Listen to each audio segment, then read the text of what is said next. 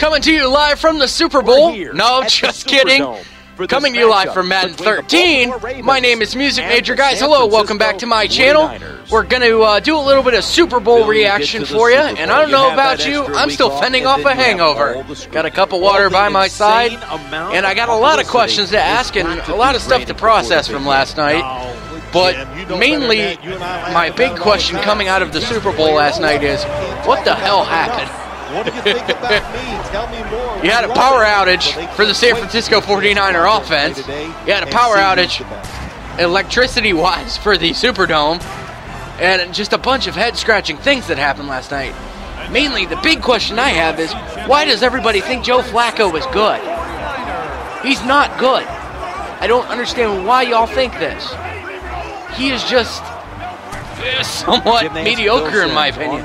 He gets lucky that he arcs passes up 50 yards and then somehow Bolden comes down with him or Torrey Smith comes down with him. If you dare say that is skill, I will come to your house and slap you upside the head. But anyway, guys, lots to get through here.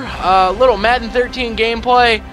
This is ideally, I will warn you, the outcome I would have liked to see for the Super Bowl. So, if you're a Ravens fan, this video is probably not for you, because the 49ers win. But anyway, man, I don't know what to make of the Super Bowl last night. You know, with the 49ers, you know, just looking lackluster, the Ravens coming out just on fire in the second quarter. I'll tell you what, man, when Jacoby Jones returned that kickoff to start off the third quarter, it was bad. And I know, depending on what coverage you've watched this morning, many are saying that the power outage was probably the best thing to happen to San Francisco. And I agree.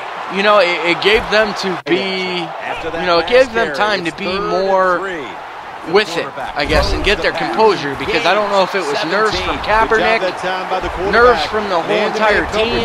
Something was up in that San Francisco locker room last night. And, you know, it just, everybody looked disoriented. I mean, Colin Kaepernick looked like he was just out of it. You know, if you'd asked me midway through that game that Colin Kaepernick's going to go 16 of 28 for 302 yards, I'd have looked at you funny. You know, but I just don't know. For a while there, too, even, it looked like it was David Akers against the Baltimore Ravens, you know, but a very interesting game, played very well towards the end there. And I'll tell you what, congratulations to the Ravens, but as a fan of neither team, I grew up in the area that the 49ers were founded by the DeBartlos, so I am a proud resident of Youngstown, Ohio. I did live in Youngstown for a while. I lived in Boardman more specifically, where the DeBartlo company was founded, and they are the original owners of the 49ers. So I had some invested interest for the Niners. But I have no respect for the Ravens. I don't like the way they play football. I think they play very dirty.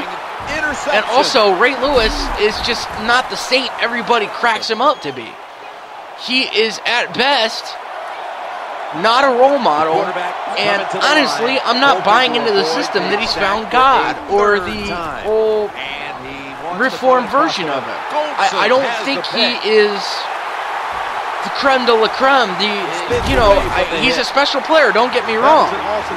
You know, that class that came out of the University of Miami, you know, with Ray Lewis, Dwayne Johnson, I can't name anybody else out of that class, but I know they turned out a lot of good players. You know, and he's a special guy. But the fact that the media turned around and made him a superstar this week and saying, you know, we're winning this for Ray. Okay, cool. You're winning it for a guy who allegedly, according to the court system, got off with murder. And allegedly, pleading to lesser counts and stuff still, in the court of, public opinion doesn't make you any less guilty. Second down. Going through, I saw an article on Grantland from ESPN saying that, you know, it had a detailed explanation of the case, because at the time when the case went down in 2000, I was still too young to understand what was going on. Now that I look back at it, the only memories I have from being 10 years old is watching Shannon Sharp, who at one time, with me being a Denver Bronco fan, I idolized that man, standing up for Ray Lewis and saying, he didn't kill these guys.